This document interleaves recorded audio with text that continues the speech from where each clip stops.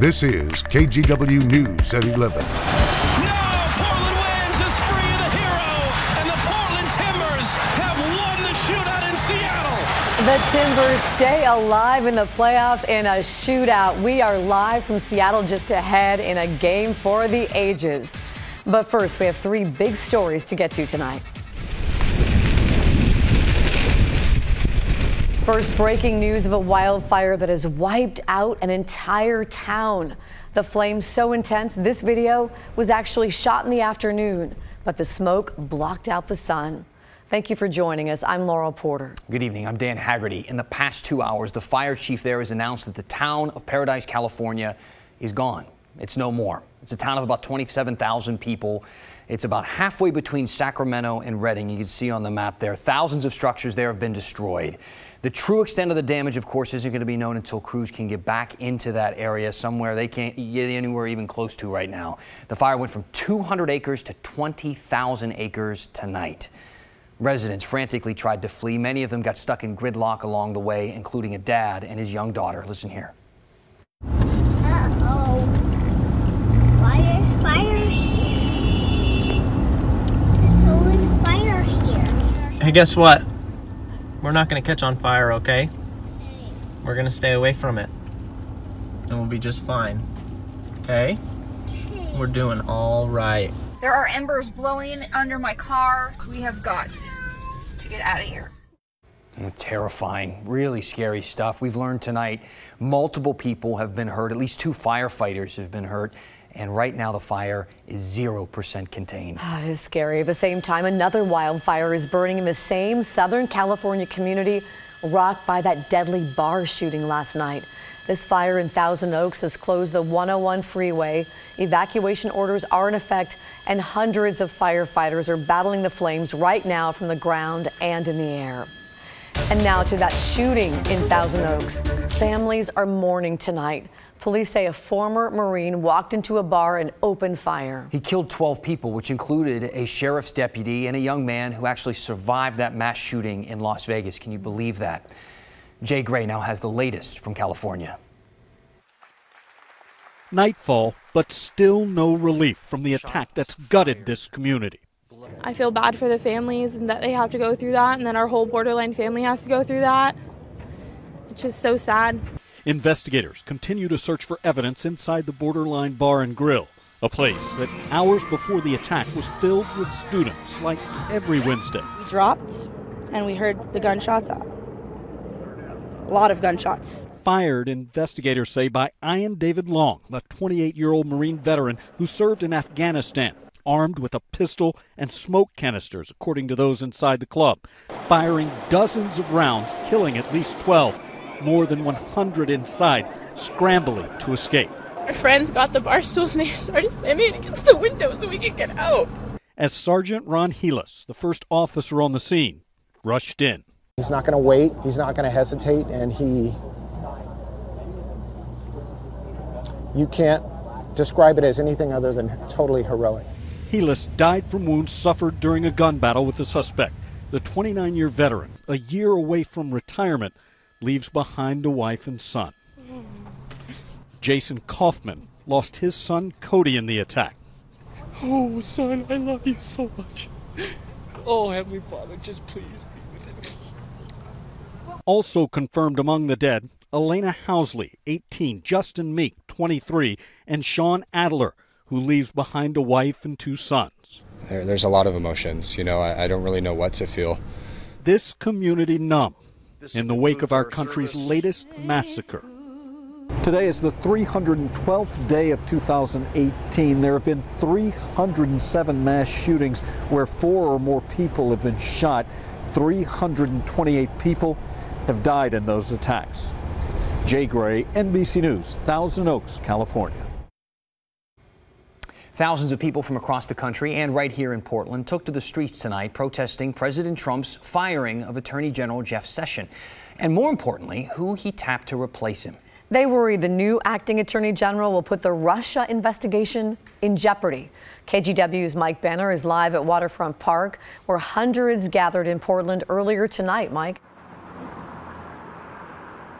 In Laurel, all is quiet at this late hour, but as you just mentioned, it was a much different situation earlier this evening. People packed the park, they lined the streets. Their message was clear: nobody is above the law, not even the President of the United States. This is what democracy looks like. In Portland's Waterfront Park Thursday night, a crowd of hundreds protesting the commander-in-chief. I'm very concerned. I mean, he went outside the normal chain of command. They believe President Donald Trump abused his power by firing Attorney General Jeff Sessions and replacing him with Matthew Whitaker. A move many believe could spell trouble for Robert Mueller's Russia investigation because Whitaker's been critical of it in the past. It's not acceptable. It's taking somebody who already definitely has a bias and putting them into a spot where they can exert undue influence. I am out here because I absolutely think that Mueller has to be protected, that the investigation into Trump's and Russia has to be protected. And she's not alone. There were protests across the country. This was the scene in Seattle. And look at the crowd in Times Square and Washington, D.C., where one of the president's advisors said this about the nationwide call for the acting AG Whitaker to recuse himself from the investigation. You're asking me if he's recused from it. Why would he? I'm asking why would he be recused? This investigation is not going to be swept under the rug. Back in Portland, Oregon's senior senator Ron Wyden assuring a large crowd of protesters President Trump is not invincible. No one is above the law in America.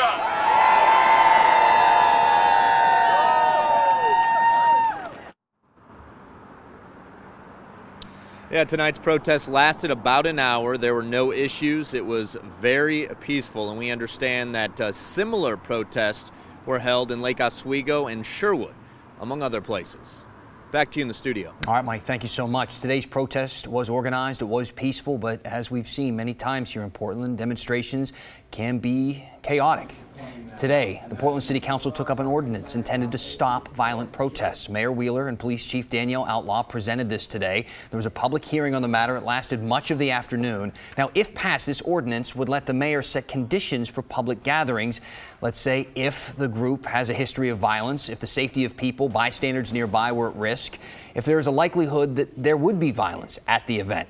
So dozens of people did show up, though. They spoke out against this at the hearing today, including newly elected Commissioner Joanne Hardesty. I have been extremely disappointed in watching how Portland Police Bureau has responded to out-of-town hate groups who show up and take over our downtown streets. Hardesty asked the City Council to wait until she was sworn in to decide on this. Commissioners Chloe Eudaly and Amanda Fritz have both said that they're going to vote no. Daniel Saltzman says he's going to vote yes. Nick Fish still undecided. Now to a developing story in a case of a stolen pickup truck. But we're not talking about just any truck here. This is a truck that helps construction crews build homes for needy families through Habitat for Humanity. KGW's Catherine Cook live in Northeast Portland where this all happened. Catherine, theft is bad enough, but when you're talking about stealing from a charity, man, oh man. It's a new low, Dan. This site out here at Northeast 57th and Killingsworth means the world to Habitat crews and the families whose homes they're building behind this fence. It's why they're so frustrated by what happened. In Northeast Portland, we are building 15 homes here in the Coley neighborhood. It's the American dream under construction. We believe in empowering our community, and this is one way to do it. Since last summer, crews from Habitat for Humanity and thousands of volunteers have been putting hammer to nail. The families who'll one day turn the key pour in 200 volunteer hours of their own. It builds a community before the neighborhood has even moved in. But there are also challenges. On a construction site, you know, we are a target. Site supervisor Nathan Lomison says last week crooks hit them in a way that crippled operations. It started with gas theft, then got worse. The next morning, the following morning, we show up and the gate had been cut. The pickup truck was gone, and it definitely drastically changed our day of, okay, what are we going to do now? Nathan says they rely on this truck to pick up supplies like lumber. Now they'll have to borrow a truck or pay extra to have supplies delivered. It sets us back not only financially, but it sets us back in what we can do here on site. The stolen truck is a white 2004 Chevy Silverado with a blue Swish decal on the side, Oregon plate number 437 HDP. It is just a huge impact to us. Nathan says they're grateful to anyone who can help them in a big way. A donation of a new truck would be great. We love that. Or small. They can help us by keeping their eyes out for the truck. These American dreams depend on it. Back live here on Northeast 57th and Killingsworth. If you have any information on where this truck could be, perhaps you know who has it or you just spot it parked somewhere, you're asked to call the Portland Police non-emergency line. Back to you. Hopefully a viewer can help, Catherine. Thank you. This is bonkers. Absolutely bonkers. Only the best rivalry in Major League Soccer could produce a match like What this a one. game. Timbers taking on the Seattle Sounders, trying to move on in the playoffs. It was nothing but drama, 90 minutes straight and then some. In the second half, people, they were probably fainting when they saw this one play. They thought it would spell disaster. Jeff Antonella, look at him, losing control of the ball, and oh my God. You should see the newsroom. People were like screaming when this happened. Rudy Diaz taps it in for Seattle. The Timbers would tie it up, though. They forced an overtime. Orlando Sanchez, he's in Seattle right now live. He's talking to the players. He's talking to the coaches. We're going to hear from him in just a minute. But this thing just wrapped up a short time ago, so he has to get his ducks in a row. Oh, you don't want to miss this. Even if you watch the game, you want to see the reaction. Also still ahead, it's the one case where you don't want to pay that bill.